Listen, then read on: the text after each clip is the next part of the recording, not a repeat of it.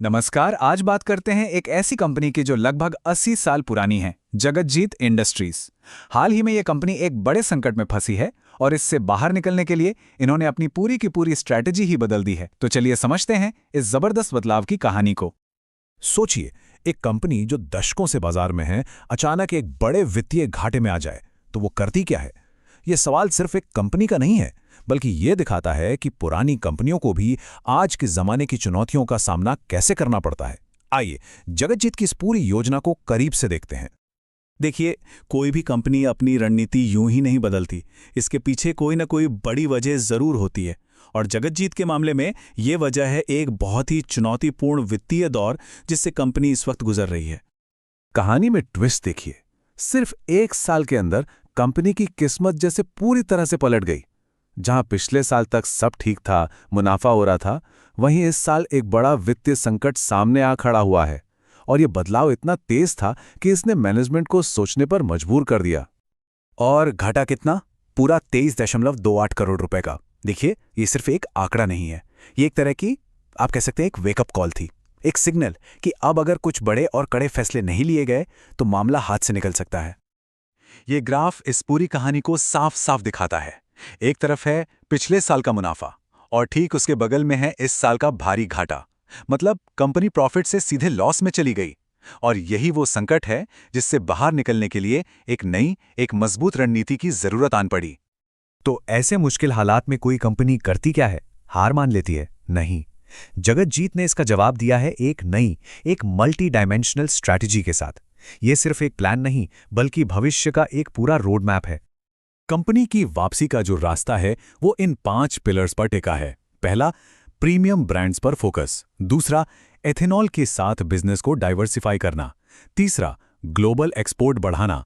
चौथा, कर्ज कम करना। और पांचवां, कंपनी के कामकाज में एफिशिएंसी यानी कुशलता बढ़ाना। हर एक कदम बहुत सोच समझकर चुना गया है। चलिए अब इस स्ट्रैटेजी को थोड़ा और गहराई से समझते हैं। सबसे पहले बात करते हैं उन नए तरीकों की जिनसे कंपनी अपनी कमाई बढ़ाने वाली है, यानी कंपनी के रेवेन्यू के नए इंजन कौन से होंगे। स्ट्रैटेजी का पहला और सबसे अहम हिस्सा है प्रीमियम सेगमेंट पर जोर। देखिए, आज का बाजार बदल रहा है। लोग बेहतर क्वालिटी के लिए ज्यादा पैसे खर्च करने को तैयार हैं। जगतजीत इसी ट्रेंड को भुनाने के लिए अपने टॉप ब्रांड्स को, जैसे रॉयल प्राइड और किंग हेनरी को, और आगे बढ़ा रही है। और तो और एक सिंगल मॉल्ट विस्की भी लाने की तैयारी है। ये कोई हवा में लिया गया फैसला नहीं है। कंपनी की अपनी एनुअल रिपोर्ट भी यही कहती है कि भारत में प्रीमियम स्पिरिट्स की खपत तेजी से बढ़ रही है। तो कंपनी बस बाजार के इसी बदलते रुख को फॉलो कर रही है। स्मार्ट मूव है ये। अब आते हैं कमाई के दूसरे बड़े सोर्स पर, एथेनॉल। कंपनी 200 की एलपीडी यानी 2 लाख लीटर प्रतिदिन की कैपेसिटी वाला एक नया प्लांट लगा रही है। ये एक बहुत बड़ा और गेम चेंजिंग इन्वेस्टमेंट है जो कंपनी को एक बिल्कुल नए सेक्टर में एंट्री दिलाएगा।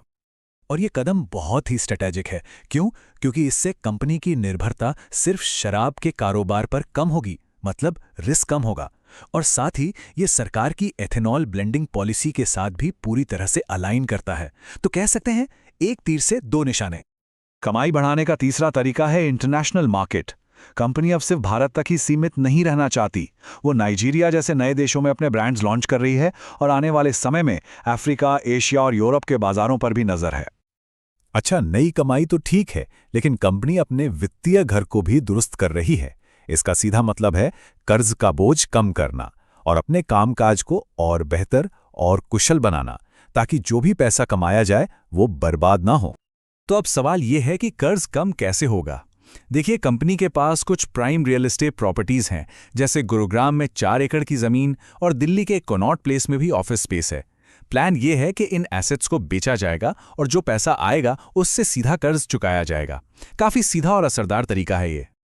सिर्फ बाहर से ही नहीं, कंपनी अंदर से भी खुद को मजबूत बना रही है। अपनी फैक्ट्रियों को अपग्रेड किया जा रहा है, नई टेक्नोलॉजी और ऑटोमेशन लाया जा रहा है। यहां तक कि बिजली की खपत भी कम की जा रही है। मकसद साफ है, लागत कम करना, ताकि हर प्रोडक्ट पर मार्जिन यानी मुनाफा बढ़ सके। तो इन सब बातों का निचोड़ क्या है?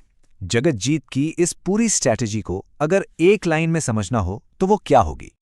संक्षेप में कहें तो ये पूरी योजना एक बहुत सोचा समझा बदलाव है।